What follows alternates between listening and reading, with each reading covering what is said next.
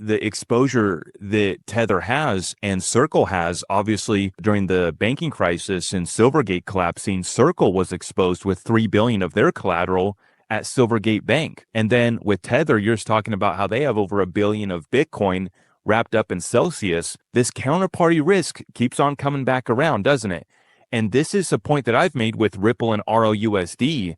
They have this very solid competitive advantage because they don't have any counterparty risk with their collateral being stored at standard custody, their own entity. I think them owning that entity, it's all in-house, right? Like, to your point, there's no counterparty risk of another custodian going down or the assets not being there. It's all auditable and buttoned up and done in the right way. The U.S. government, there's some talk about them holding the strategic reserve for Bitcoin at standard custody. So I think that's going to be a big player here in the U.S. for the treasury side of things. You got BNY Mellon that has Fireblocks for their infrastructure, and I think that they'll step in and be a player. We saw the OCC come out and say that banks and institutions can now custody digital assets and they're allowed to participate in the space. So on the other side of stablecoin regulation, I think you're going to see a ton of acquisitions take place for trust banks and fiduciaries and exchanges. They're dealing with digital assets, and a lot of these institutions will just, buy instead of build. But yeah, I think